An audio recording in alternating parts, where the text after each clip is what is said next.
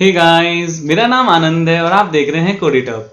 आज की इस वीडियो में हम बात करने वाले हैं क्लास 12 इंफॉर्मेटिक्स प्रैक्टिसेस के चैप्टर 11 सोसाइटल इम्पैक्ट के next topic what that is net और कम्युनिकेशन एटिकेट्स। जो ये ठीक इसके पहले वाली वीडियो हमने बनाई है जिसमें हमने डिजिटल फुटप्रिंट्स के बारे में सब कुछ जान लिया है और ये उसी चैप्टर यानी सोसाइटल इम्पैक्ट चैप्टर का पार्ट 2 है। अगर आप पार्ट 1 देखना चाहते हैं तो इसी वीडियो की डिस्क्रिप्शन में मैंने पार्ट 1 का भी लिंक दे रखा है। अगर आप उसे देखना चाहते हैं, जो डिजिटल फुटप्रिंट्स के बारे में थी वो ऑलरेडी बनाई जा चुकी है। ये है हमारा दूसरा पार्ट जिसमें आज हम कवर करने वाले हैं नेट और कम्युनिकेशन एटिकेट्स। वैसे फिर से मैं बता दूं, चैप्टर 11 ये सुमिता अरोड़ा की बुक को मैं फॉलो कर रहा हूं, उसके अकॉर्डिंग है। ठीक है, हो सकता है आपके बुक में ये चैप्टर कुछ अलग हो, बट हमारा जो टॉपिक है वो है सोसाइटल इम्पैक्ट्स। तो चलिए स्टार्ट करते हैं।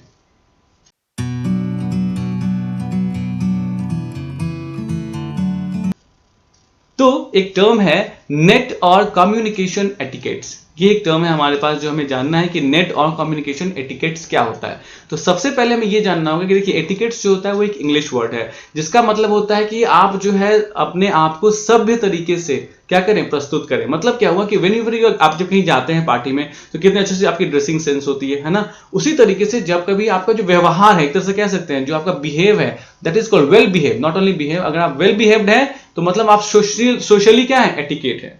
सोशली क्या है, एटिकेट है। If you are well behaved you are socially etiquette. तो सिमिलरली नेटिकेट जो बनता है यानी इंटरनेट पे जो आप एटिकेट दिखाते हैं, इंटरनेट पे जो आप सभ्यता दिखाते हैं, इंटरनेट पे जो आप दिखाते हैं कि आप बहुत अच्छे हैं, that is called netiquette. Got it? Simple सा कॉन्सेप्ट है, अपने आप को सभ्य तरीके से पेश करना। कहां पे? इंटरनेट पे। ताकि आप, ऑब्वियस सी बात है, आप इंटरनेट पे हैं, अगर आपको इंटरनेट से इतनी सारी फैसिलिटीज मिल रही हैं तो आप इंटरनेट के लिए पॉजिटिव रहिए ताकि वो रिसोर्सेज जो आपको मिल रहे हैं वो मिलते रहें और आपकी वजह से किसी को परेशानी नहीं हो। ठीक है, तो वही चीज लिखा हुआ है कि netiquettes is short form from internet etiquettes, यानी कि ये नेटिकेट जो है वो शॉर्ट फॉर्म है इंटरनेट एटिकेट्स का और या कम्युनिकेशन एटिकेट्स का।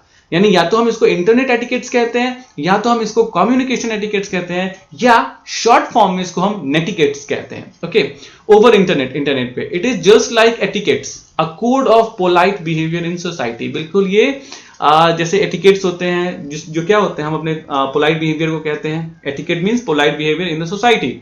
नेटिकेट is code of good behaviour on the internet, जो मैंने आपको समझाया।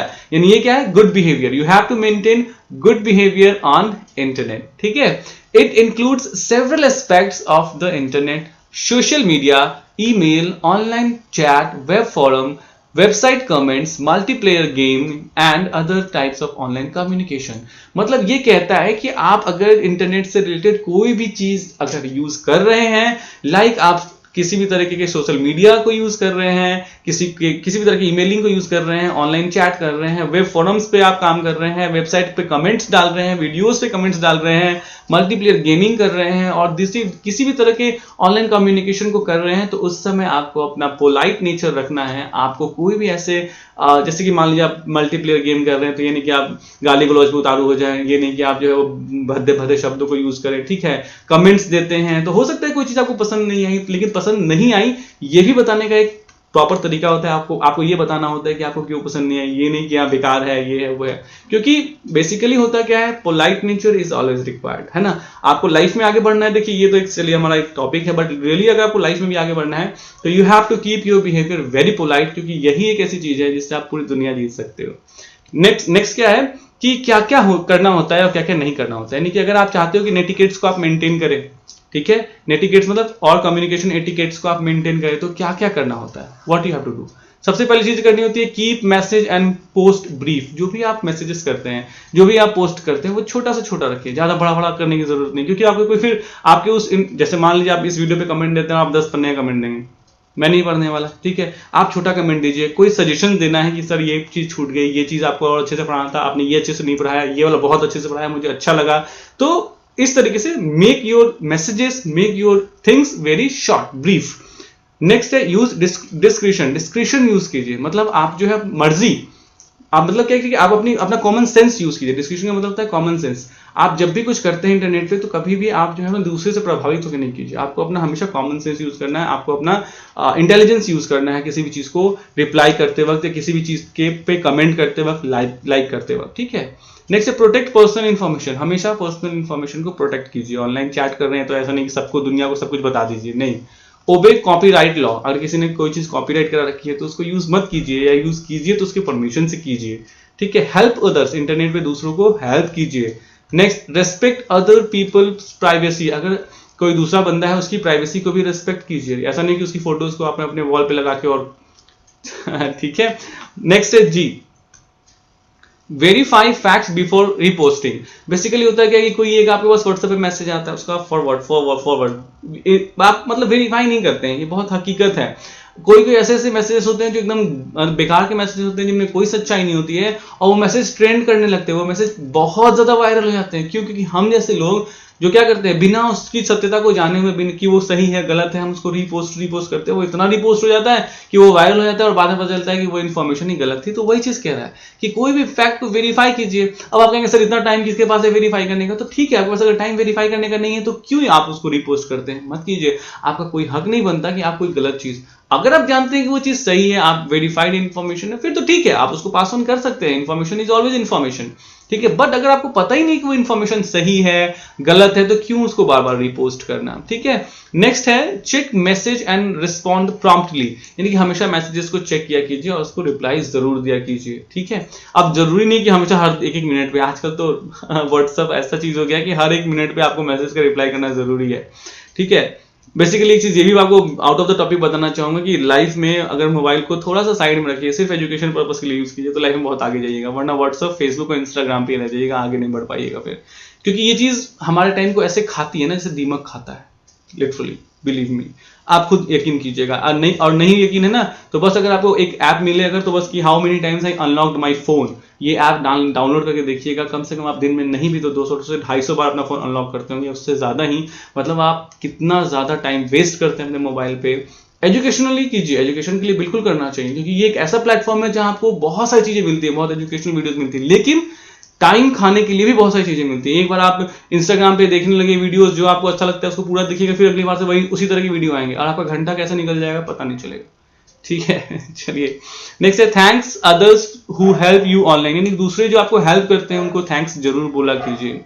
नेक्स्ट है J, show good sportsmanship when playing multiplayer या ऑनलाइन गेम। ऑब्वियसली बात है, आप गेम खेल रहे हैं और हार रहे हैं, पता चला आप जो गंदी गंदी बातें आप उससे करने, उसको गालियां देने लगे, बिल्कुल ऐसा मत कीजिए, ठीक है।